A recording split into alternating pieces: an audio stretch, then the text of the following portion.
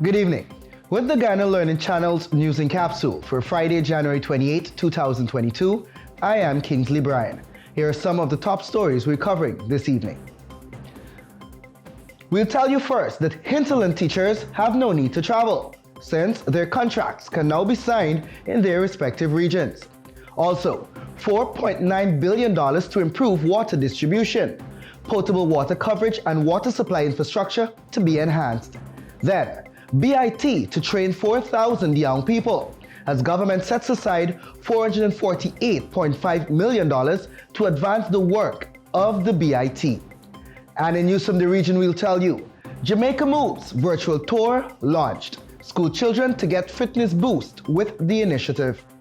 And on the international scene, Google investing $1 billion in smartphones. Move will drive down the cost of smartphones globally.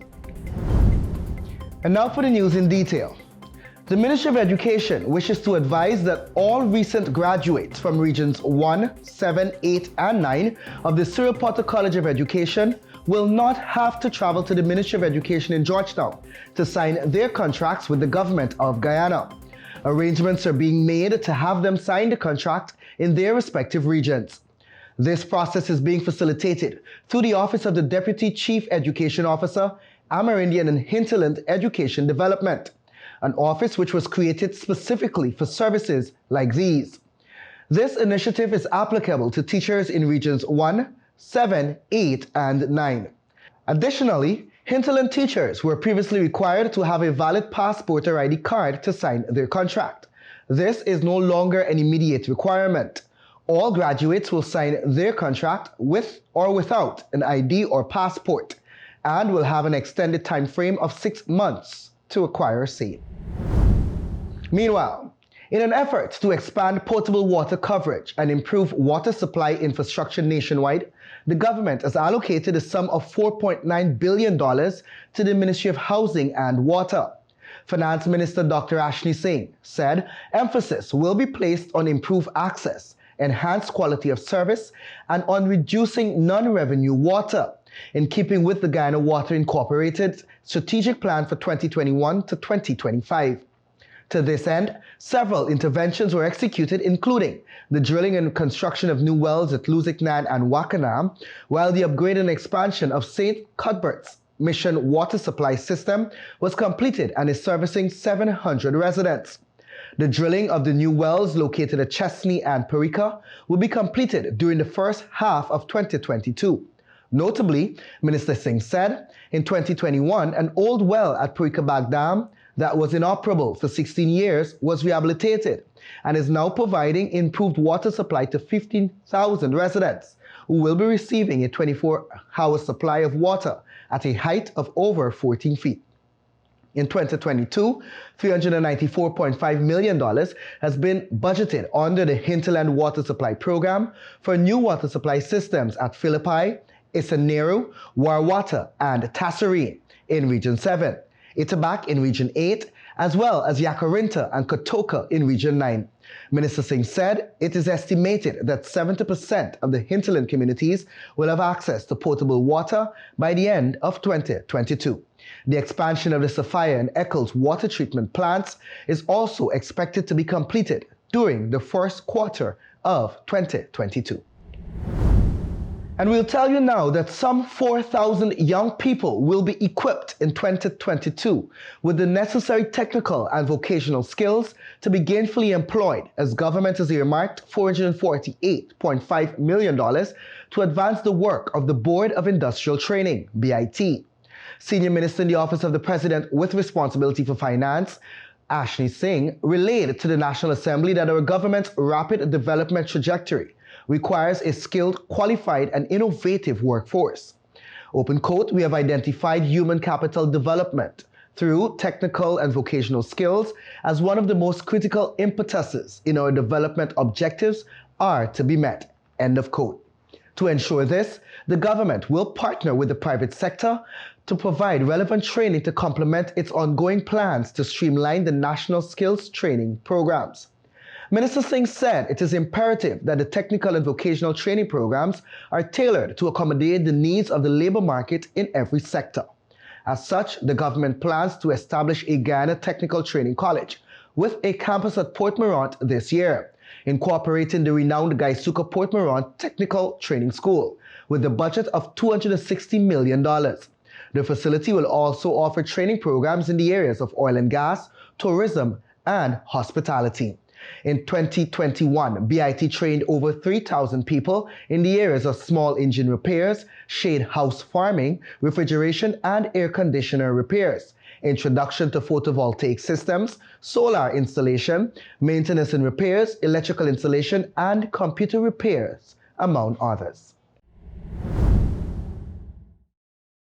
And in the world of sports, the Biari Group of companies, through its KFC brand, has partnered with the Ghana Mixed Martial Arts Federation, the GMMAF, which currently has 2 athletes attending the International Mixed Martial Arts Federation, IMMAF, World Championships in Abu Dhabi for the first time.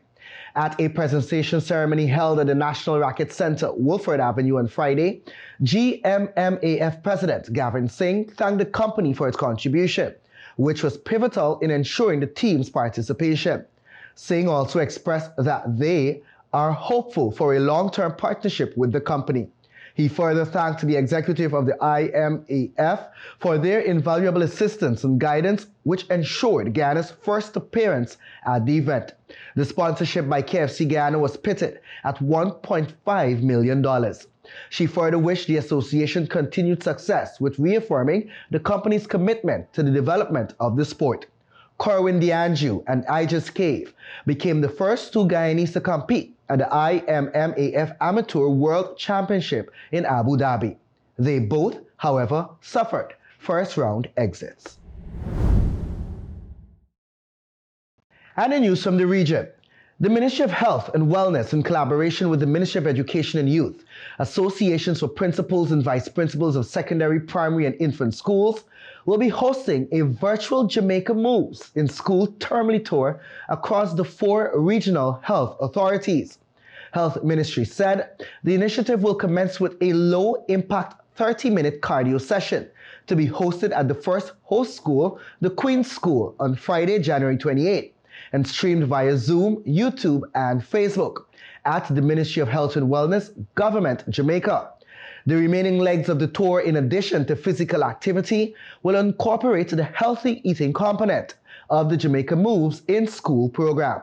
The target audience are primary, infant, and high schools across the island, the Health Ministry stated. And that story was extracted and modified from Loop Caribbean News.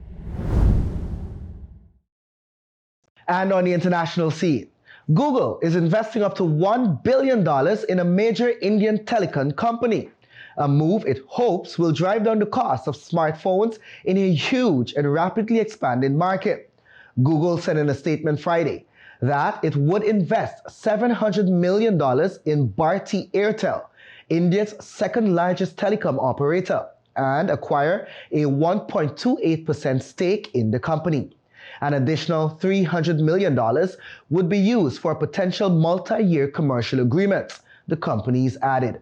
According to Airtel, the 2 companies want to work with device manufacturers to bring down the barriers of owning a smartphone across a range of price points. They also expect to work together on 5G and cloud services in the country. The deal, which is still subject to regulatory approvals, marks Google's latest push into a market that has become critical for big tech firms looking to expand their global footprints. India, the world's second most populous country, has 750 million internet users, with hundreds of millions more yet to come online for the first time. And unlike its more populous neighbor China, India has been welcoming huge amounts of investments from American tech. Facebook, Google, Amazon, Netflix, and others have already invested billions of dollars into growing their Indian operations. Google alone has already put up some serious cash in India, including a $4.5 billion investment 2 years ago in Jio Platforms, an Airtel rival that is part of billionaire Mukesh Ambani's tech empire. That deal was in part touted as a way for the companies to develop a super cheap smartphone for the local market. They launched their first low-cost 4G smartphone late last year. And that story was extracted and modified from CNN. And that's our news broadcast for Friday, January 28, 2022. Please join us for a rebroadcast tomorrow morning. On behalf of myself and technical team, thanks for watching. Please stay tuned to our regular programming and remember to observe all the necessary precautionary methods to fight off COVID-19. We're all in this together. Have a safe weekend.